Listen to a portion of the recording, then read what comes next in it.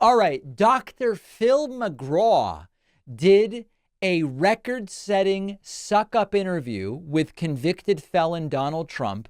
I do not believe it is even conceivably possible to do a more sycophantic, brown-nosing, down-on-your-knees cult interview than what Dr. Phil did to Donald Trump. And I want to remind you before we watch the clips from the interview with Dr. Phil. Dr. Phil was on this show recently, and he tried to deny to me that he's a political actor, that he's a right-winger. He's like, no. I look at things from a psychosocial view. He tried to deny, and listen, I knew, right?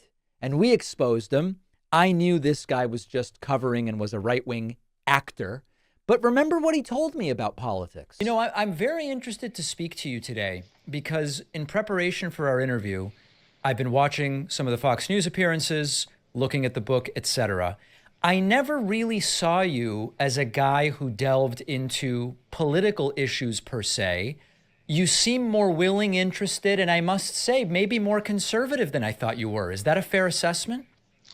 Not at all. Okay. Because I am so not political, you can't even believe it. Wow. And I'll tell you why. I know nothing about politics. And I know why you say that. He knows nothing about politics. Well, that really came out during the Trump interview we're going to look at in a moment. It sounds like it. Right. I talk about these things as cultural issues from a psychological, psychosocial standpoint, how they affect families and people. And they do overlap with some of the things that politicians talk about, but they talk about it from a political standpoint, funding standpoint, how they can get this bill or that bill through, couldn't care less. But I am interested in those issues in terms of how they impact families in their day-to-day pursuit of life and peace and being able to raise their family in a healthy environment. So there's a lot of overlap, but I don't talk about it from a political standpoint because I frankly don't know enough about the politics of it all. All right. He doesn't do politics because he doesn't know anything about politics and it's not partisan. Enter Donald Trump for an interview with Dr. Phil. And he starts by praying at the altar of Trump and telling Trump how incredibly thick his skin is. Like, we're starting off with something that it would make North Korean news anchors blush. I know you got a thick skin. You're not one of those people that's afflicted with the need to be loved by strangers. I get that. I think that's true. My question is not how do you do it. My question is why do you do it? Why do you, 'cause let's face it. I mean, you're a billionaire, you got a great family, you're a very dedicated father. People may not see this in you a lot. None of these things are true. Because you keep that kind of private. But my question to you is why do you subject yourself to this? Dr. Phil claims to be a foremost expert on human psychology, psychosocial factors, and he thinks that Trump, the neediest and most narcissistic man I think maybe I've ever even conceived of, doesn't need the love of strangers. And how could Dr. Phil get it so wrong? Now, the other really weird thing about this entire interview was the way that it was cut makes no sense whatsoever unless, and this is like a big unless, Trump was saying such demented things that they said, we have to cut this stuff. Here is 8 seconds. And look at the way that they cut this up. You'd be the first one to do it. I know you. You'd say, what? Let's get rid of these. You know the money they save and the danger they save? And look. I mean, how do you get a cut like that if you aren't saying we need to micromanage this down to the syllable? And maybe what they've done is they've realized we can't get him to deliver a normal interview. So we're just going to have to fix it in post-production. I don't know what's going on, but the cutting is absurd.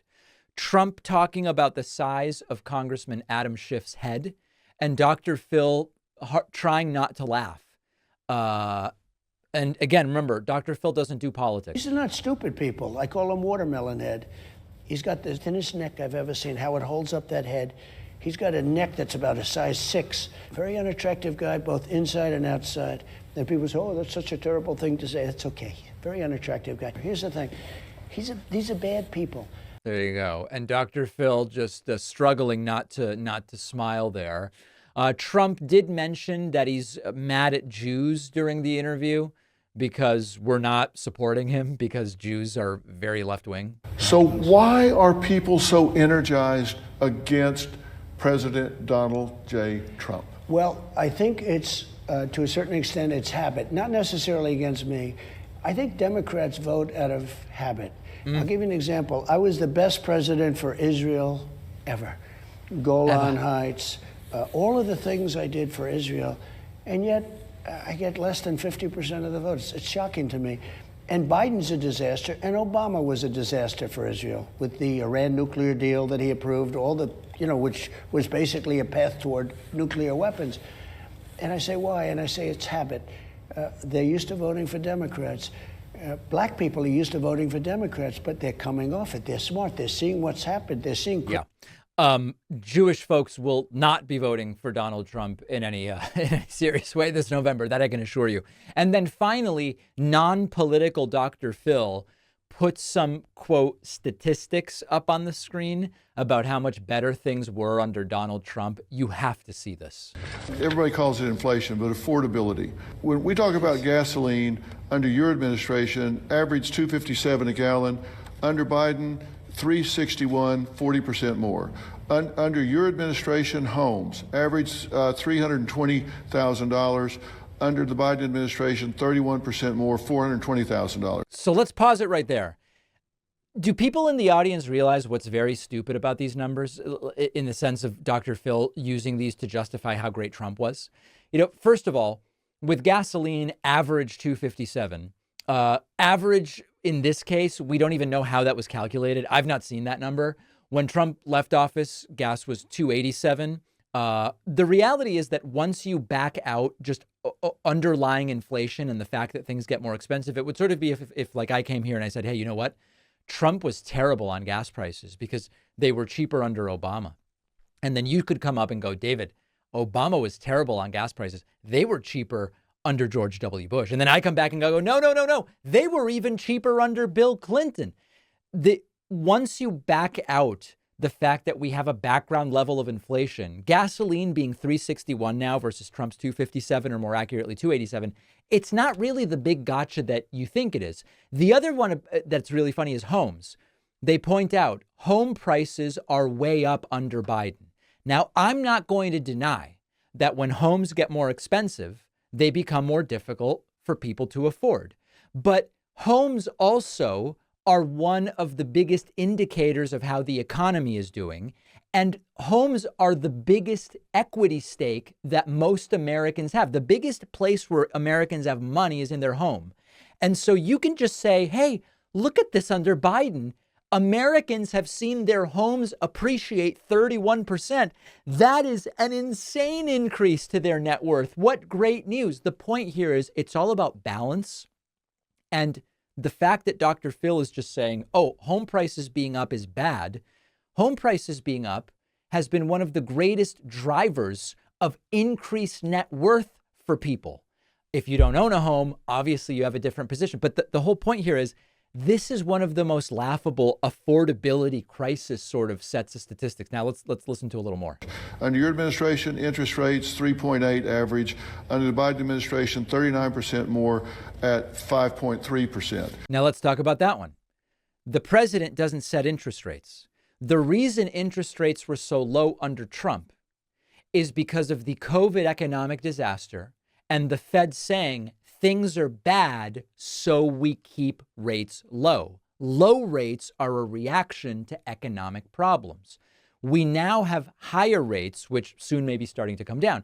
Part of the reason that rates have gone up is because you don't want an overheated economy. Therefore, the Fed says to slow things down a little bit.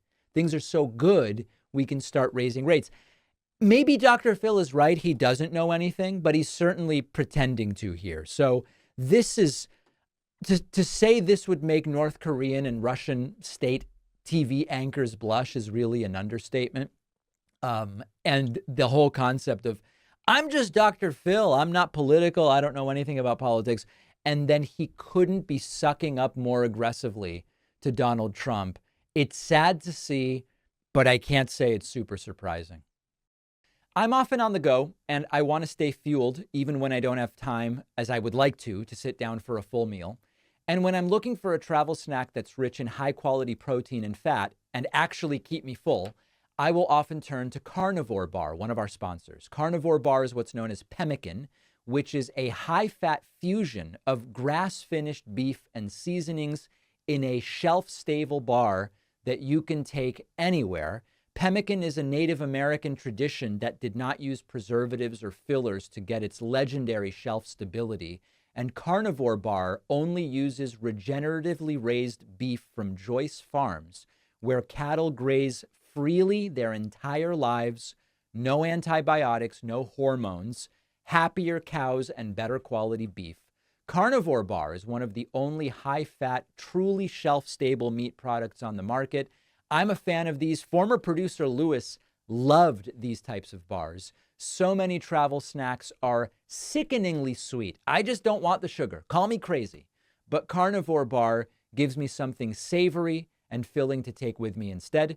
Go to davidpakman.com/carnivore and use the code PAKMAN for 10% off. And you can get another 10% off if you choose the subscription option. The link is in the description.